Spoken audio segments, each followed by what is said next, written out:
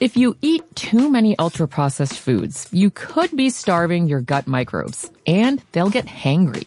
That's one of many things I learned after working on a new audio course about the gut microbiome.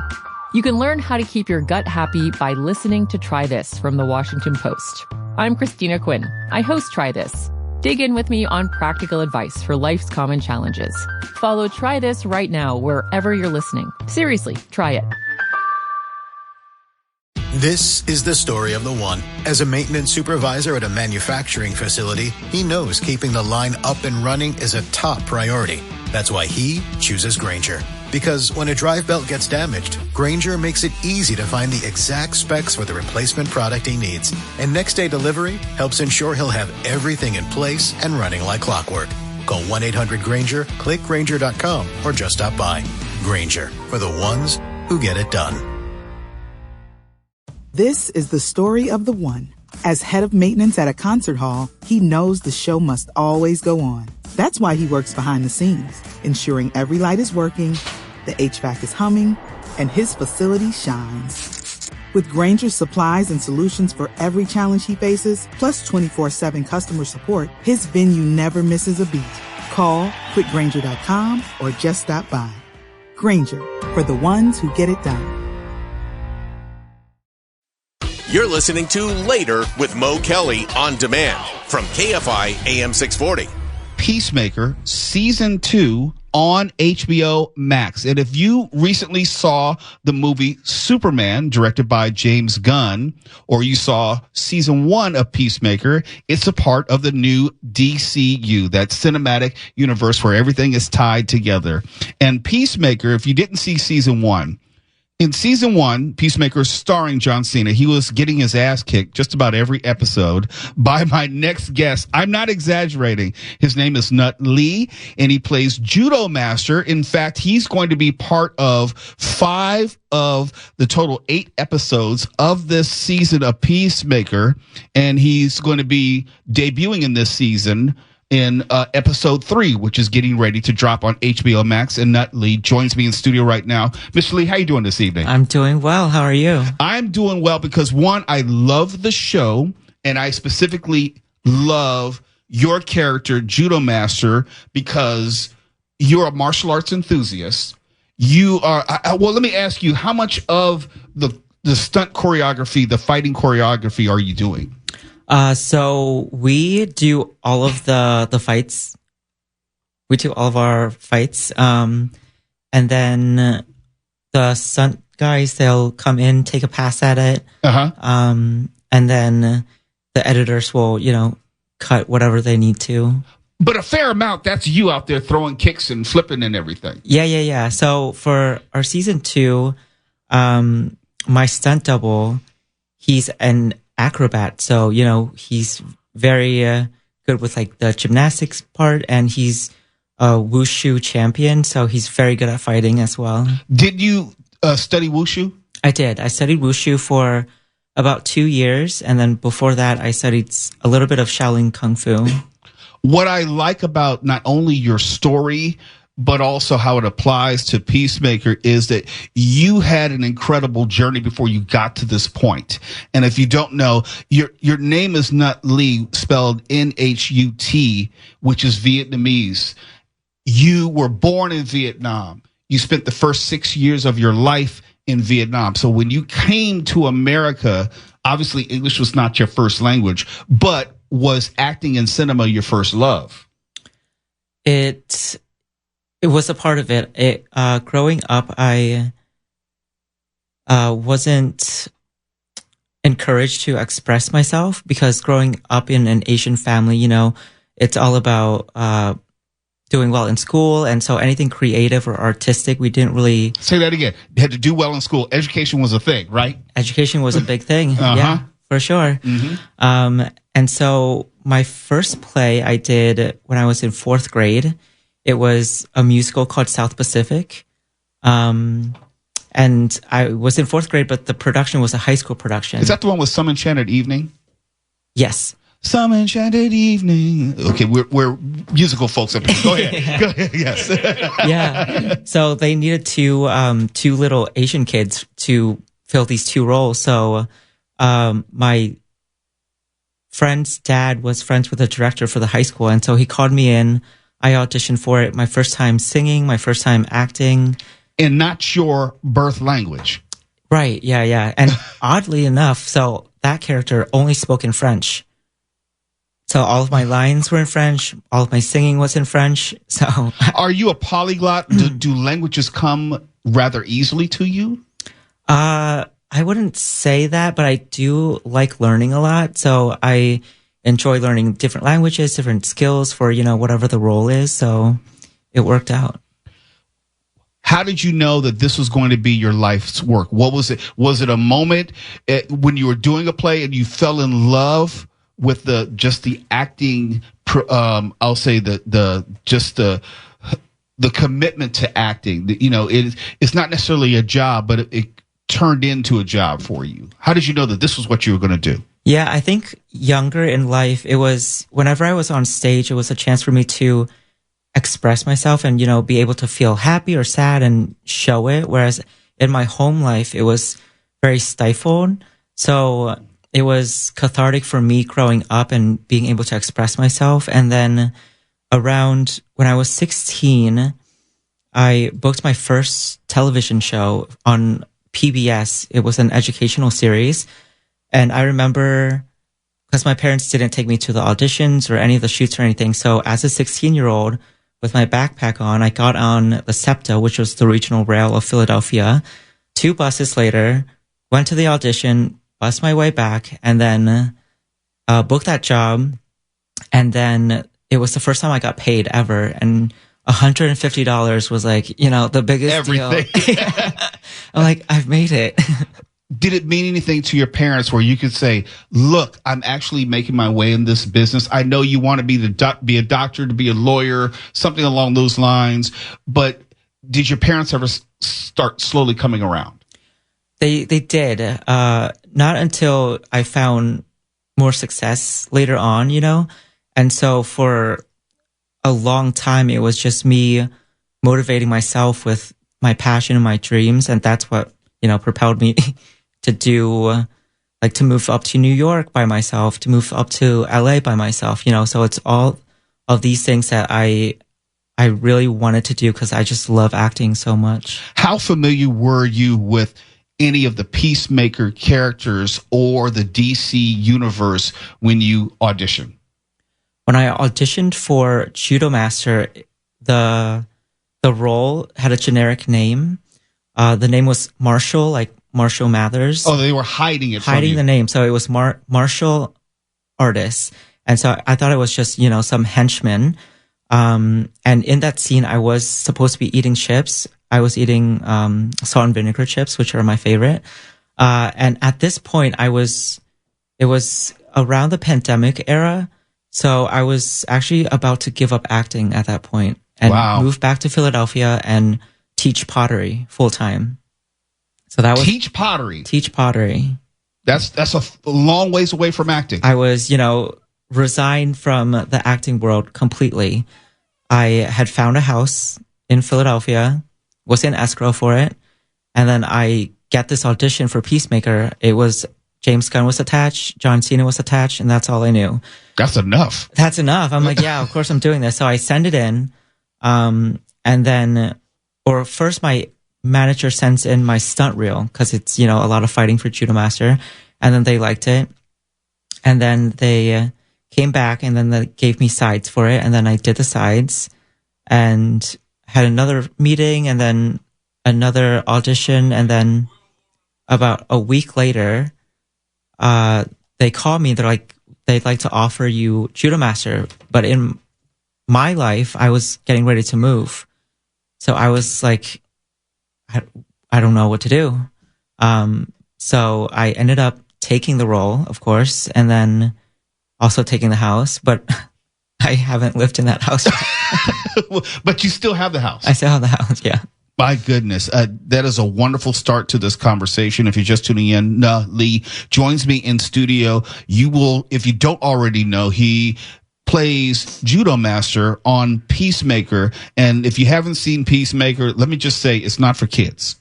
Let me just say that. You know, there's a lot of cussing, there's a lot of fighting, there's a lot of nudity, there's a lot of sex, there's a lot of action, and no, you get to kick John Cena's ass just about every scene that you're in. It's amazing, and I love acting for that reason. I'm 5'0", 110 pounds soaking wet, and I'm up against John Cena, who's like 6'3", 6'4".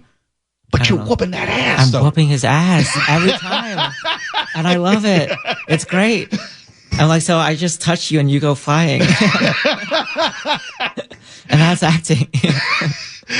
When we come back, we'll have more about Peacemaker. We'll have more with my guest, Nhut Lee. We're talking about Peacemaker Season 2. He plays Judomaster. And look, I don't know where your stunts begin and your stunt doubles may end, but I am all in. And you get to have a smart mouth. You get to taunt John Cena's Peacemaker throughout.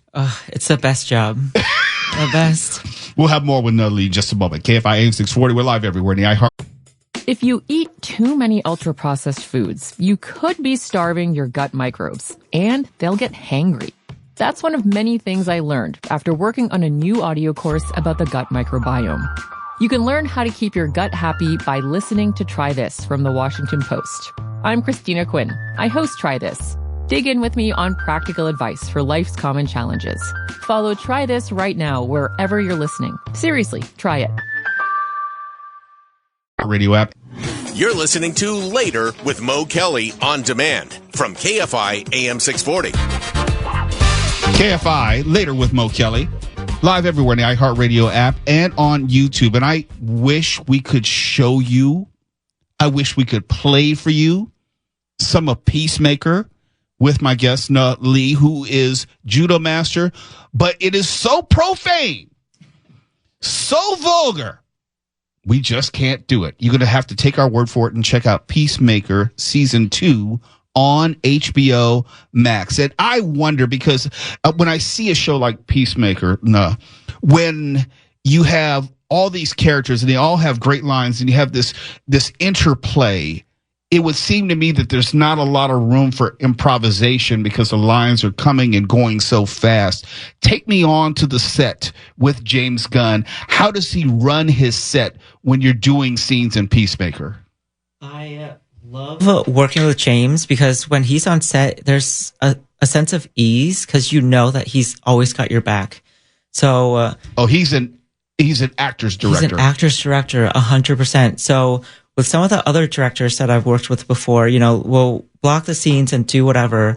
But with James, he'll be like, do the blocking and we'll set up the camera and we'll figure it out afterwards, So it's more character driven. And the great thing about James is, so we'll do several takes of what's written in the script. And if he's got it, we'll do like sort of a throwaway take and you could just sort of improvise here and there and do whatever you want. But I know a lot of interview outlets will pick up like a lot of the fun is improvising, but to give credit to James, like 99% of what you see on screen is actually written in the script. And really? It seems improvised because he's such a good writer. It is going so fast. How do you find the synergy, the timing to be able to deliver the lines in such a fast-paced way? I think he does also a great job with casting people and, the chemistry, because after the 2 seasons, I've become super good friends with like Steve Agee, Sol Rodriguez, Danielle Brooks. Like the energy is so natural. And so it just sort of, diffuses its way into the screen. Mm-hmm. When you first stepped on that set, how nervous were you, if at all? It was sort of bizarre how not nervous I was, because, you're working with like some of the titans of the industry, John Cena, James Gunn. But I think what really helped me out was I've been in this industry for 10 years, struggling, doing background work, being an extra, being a stand-in. So I sort of cut my teeth on set being the photo double or the stand-in. So I was working with the camera crews. They set up the lights and I run through the blocking. And so I know all the terminology. I was super comfortable on set. And so when I was on set for the first time, I felt so prepared, and it was just like, I get to do something that I love so much, and here's my chance to be the actor and not just standing in or the background. Your character, you're wearing a mask for the most part. And so it wouldn't surprise me if you still get to retain a level of anonymity when you walk out. Are you recognized because you're 5 feet? So you're going to be noticeable to people. And I mean that respectfully. Do people make the connection quickly that you're Judomaster? Yeah, I think after, cause I didn't really do a lot of press in season 1 cause it was just a small character. So having him come back in season 2 and doing all the press junkets and all that stuff outside of my mask. I remember right after the premiere, we were walking down the streets of New York and some guy ran out of the bodega and was like, Judomaster. And I was like, what is going on? So I think now it's more prevalent. All right. Do you ever have any, not notes for James Gunn? Do you ever sit down and say, or just have a request for him, what you want your character to be, or how much input are you allowed to offer?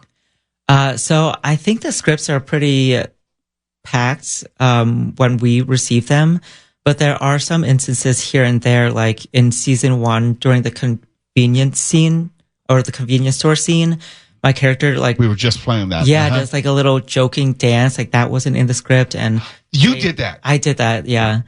When you're basically doing the touchdown dance. Yeah. Or like, emoting on, through video games. Yeah. So that I did during the day, and James loves that bit so much. So there's, I think as Judomaster, he's so free to do whatever he wants.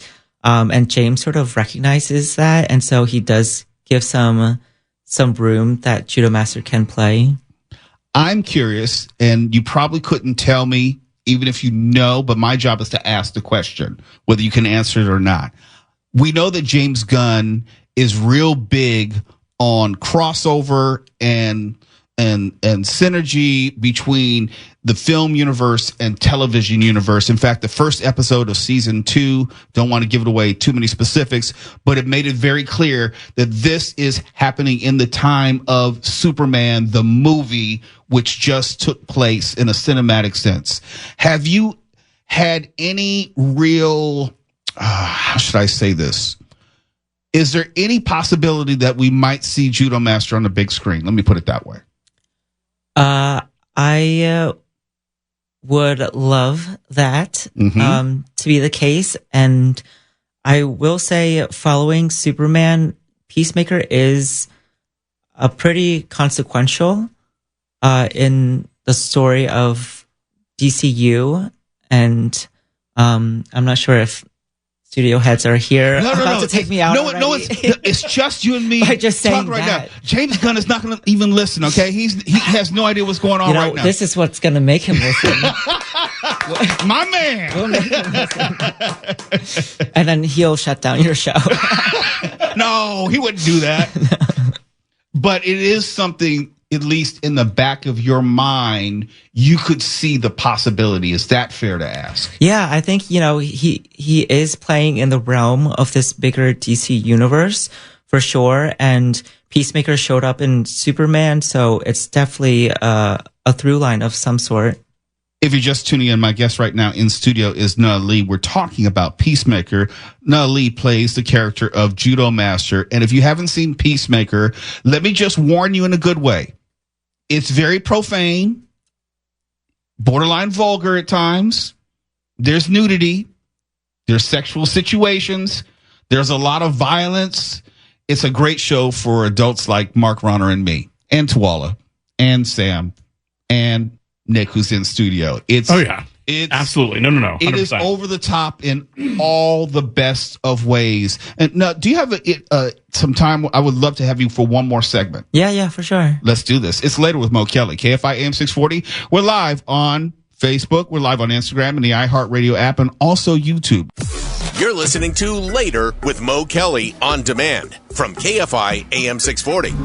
Later with Mo Kelly on KFI AM 640. Live subscribe everywhere on the iHeartRadio app and YouTube at Mr. Mo Kelly. And if you're just tuning in, if you happen to be an HBO Max fan, if you happen to be a DCU fan, or happen to be a fan of Peacemaker, you're probably enjoying this to no end.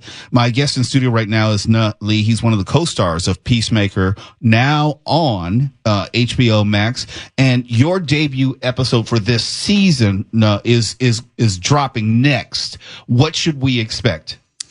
You should expect a nice little surprise, seeing an old friend again. I think the way that Judomaster is introduced this season is pretty cool. It's pretty fun.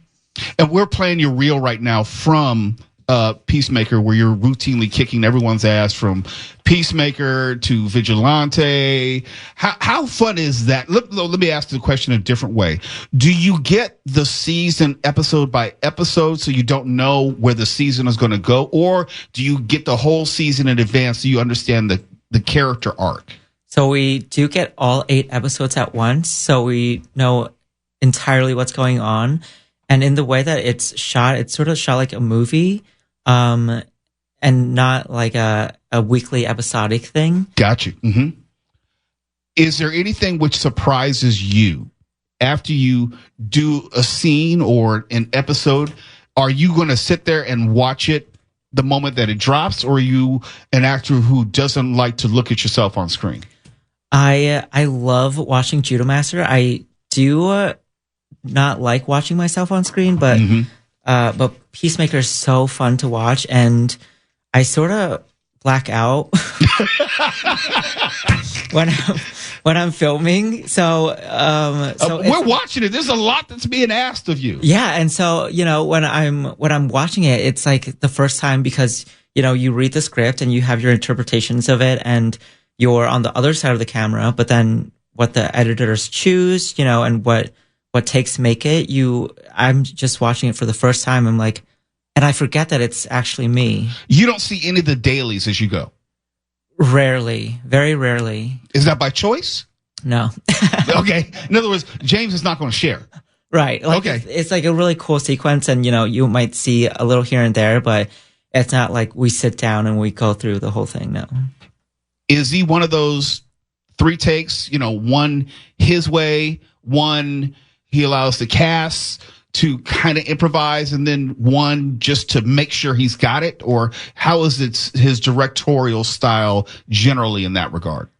James is a director who knows exactly what he wants. And so I remember in season 1, we did like this quick little thing, and we did 1 take of it. And I was like, okay, yeah, that feels good. Let's go again. And he's like, we're moving on. We already got it. Like, why beat a horse? Have you ever hit John Cena in the face unintentionally? Yeah, yes. Yes, but I mean, look at my hands. Like, they're so small. He's like, a fly just hit me. Has he ever hit you unintentionally? No, because, that would maybe break some ribs. But, like, he's been a wrestler for 20 years or something, like, he's a pro. How many? I'm looking right now at the reel, and he's flipping you or your stunt double onto these cars. How much are you getting flipped around? The car stuff is all. This is season 1, so it was Robin. That was all him. He took the car hits. So you get to say, "Okay, bring in the double. I'm not doing this. I'm not being thrown on a car today." Right, not today. Maybe tomorrow. But if we already got it today, then we don't need to do it again. I know people are listening in right now, or maybe watching on YouTube. They want to know more about you, see more of your work, what to look forward to with Peacemaker Season 2, Episode 3, which is going to be dropping shortly. How can they find you on social media? They can find me on Instagram at ITSNHUTLE. Slow down. Say that again. Yes. ITSNHUTLE. So it's Nhut, just my name. What has been the best part of what you do? I think the best part of Peacemaker is the cast and the crew. Like, truly, everyone's been so nice, so friendly, so welcoming. And there's just all such good actors and creatives. And just a pleasure to be around as people. But then I also just love acting.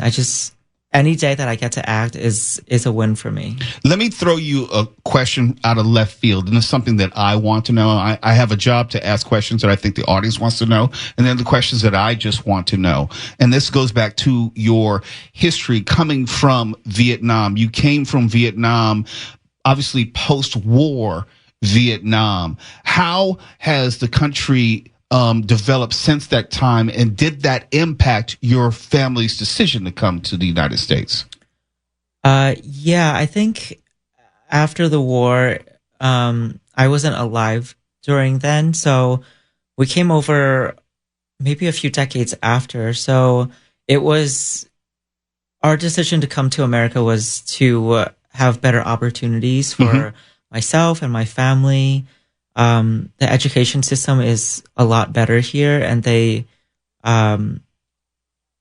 that education thing again. I like that. They do prioritize the education, and it was difficult in Vietnam because I remember going to school would cost money, and then everyone after school would do after school programs or study during the summer, so you really didn't get summer vacation, and all of those you had to pay for. So it was a little bit more difficult, and I really appreciated growing up in a small rural town because our schooling system was actually really good, and I think that definitely attributes to reading scripts and learning about everything that I would need to know as an actor. You got some, I'll say, playful comments in the chat. I always talk about how when I do my job, I usually wear a polo. Okay. And you come in the studio wearing a polo. I said, I like him. I like him. I used to have a polo just like that. It was from the 1980s when Izod Lacoste was huge and they had the small alligator. Now they usually have the big alligator. When he came in with the classic Izod, I said, yes. You know, Mo, I did my research. Great answer. There's a polo that you're wearing that I like particularly. It's a black one with a white stripe. Yes. Yeah, I love that one. Okay, Judomaster is both stealthy in his research. That's right. And also in kicking somebody's ass. I'm glad my house was in order. No kidding. You No never kidding. know when someone's looking. See, this is what happens when you go on vacation. Yeah, I know. But you give them space. Were you at your house? I'm sorry? Oh. Oh, no. When I was on vacation, you say? No. Never You're good.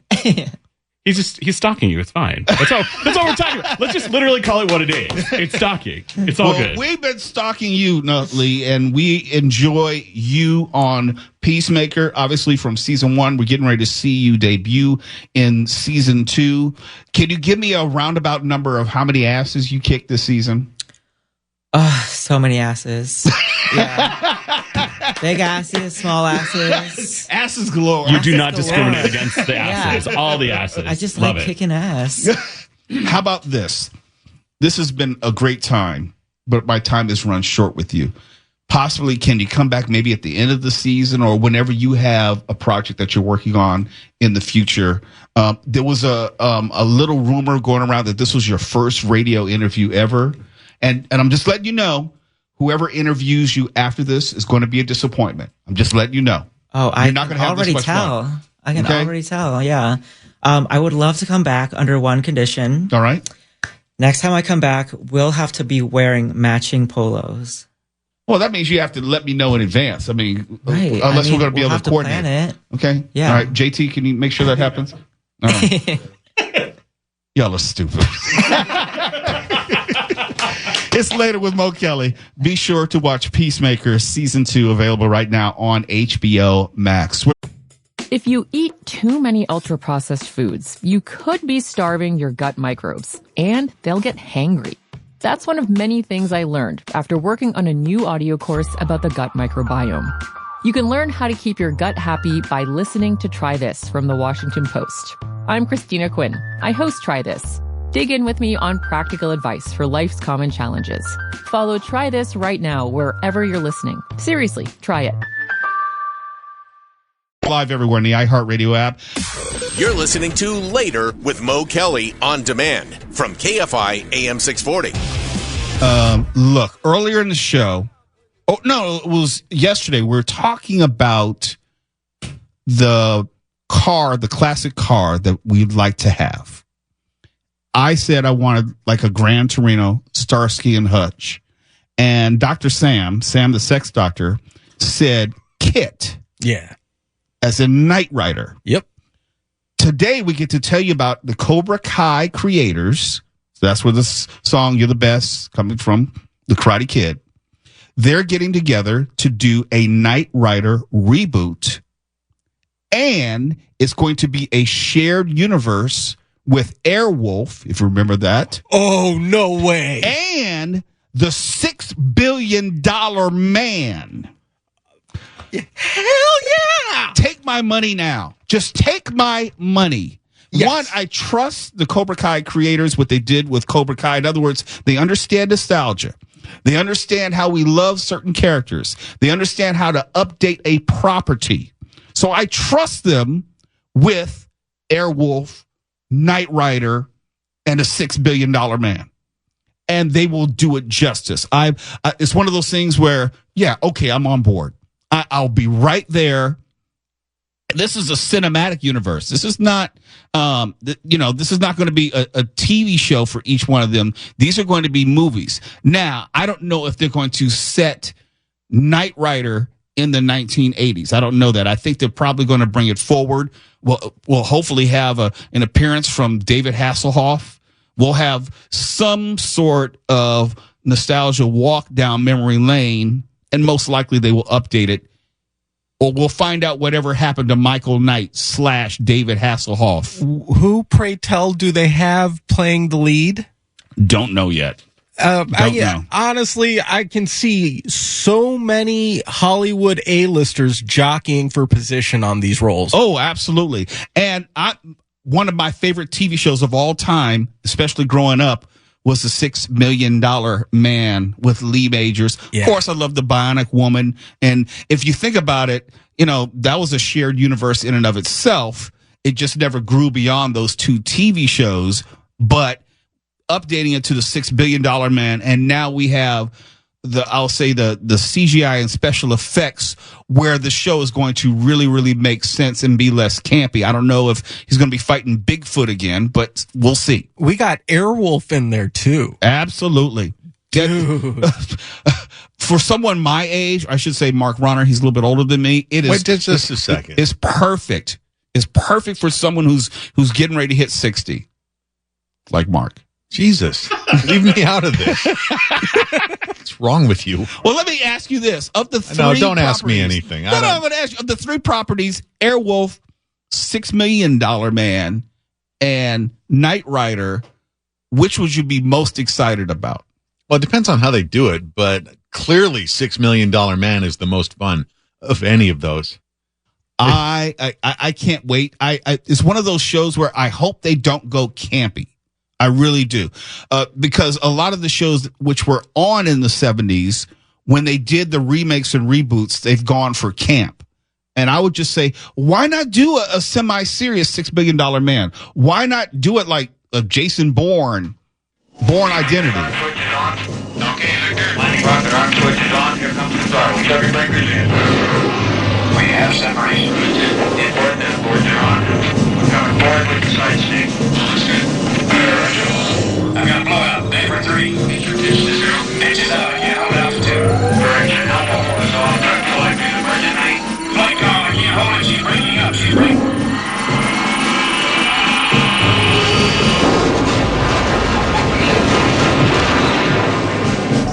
Steve Austin, astronaut. A man barely alive.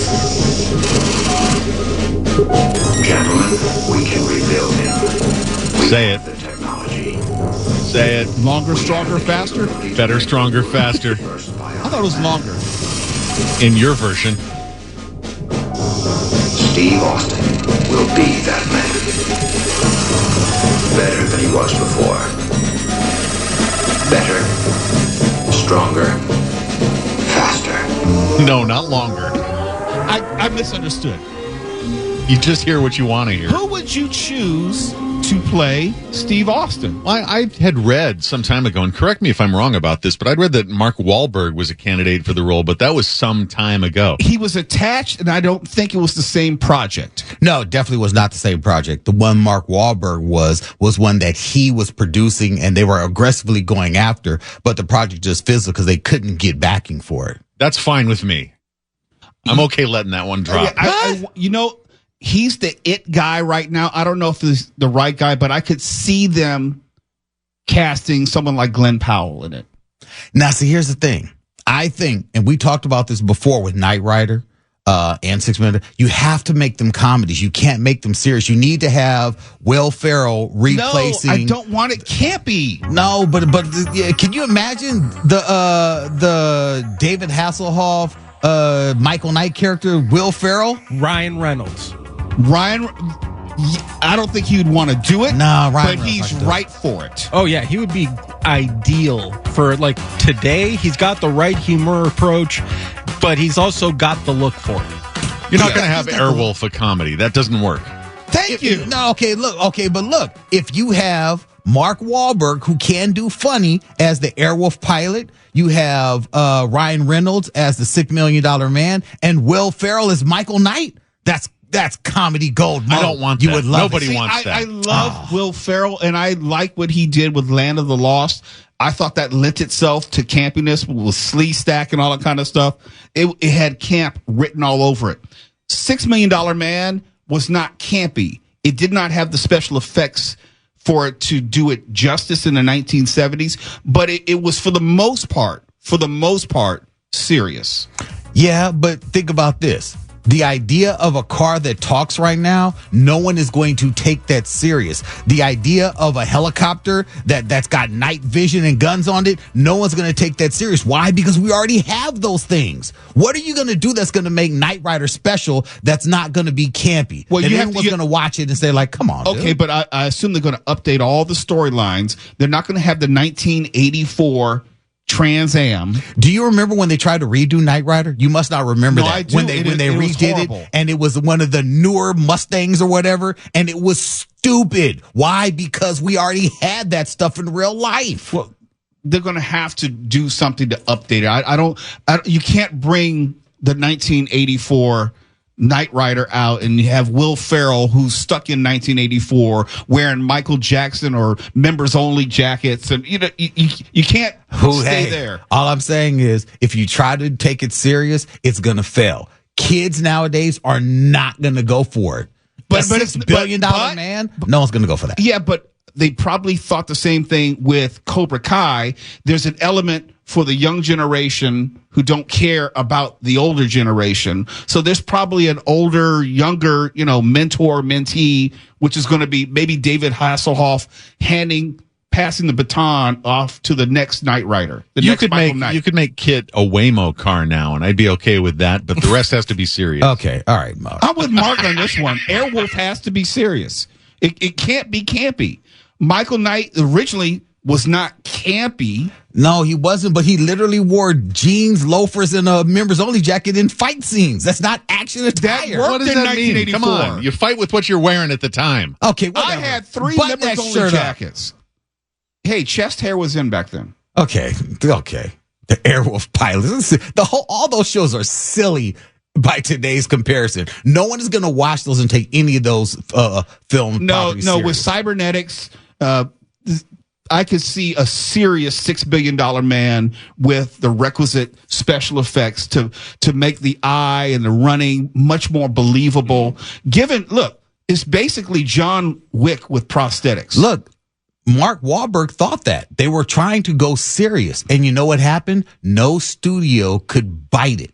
But I think the times are different now. They're ready for, that's why they're remaking and rebooting all these things. Now the time is right. People are ripe for this. Yeah, they won't have to show all the action in slow motion anymore. Right. Name me a serious remake. What are we talking about? There aren't any serious remakes out there. No, they did a serious, on TV, they did a serious remake of SWAT, Hawaii 5-0. It's not unusual to adapt those shows into a modern Matrix. Yeah, but guess what they did? They did Karate Kid and they did Cobra Kai, which was campy, and then they did this new movie, which by your estimation was garbage. So guess what happens when you try to go serious? No, when you try to take it too serious. No. It was garbage, not because it was serious. It was garbage because the story was lazy and just a retread of the Karate Kid beat for beat. Okay, then you can't do it like it was back in the day. No. You can't do a beat for beat where you have Michael Knight and they roll out an 84 Transit. If they do it just like that, no, it's not going to work. What is he one of these sexy new Beatles? What is he in? He has to have something. Never mind. KFI AM 640. We're live everywhere now. iHeartRadio app. KFI and KOST HD2, Los Angeles, Orange County. More stimulating.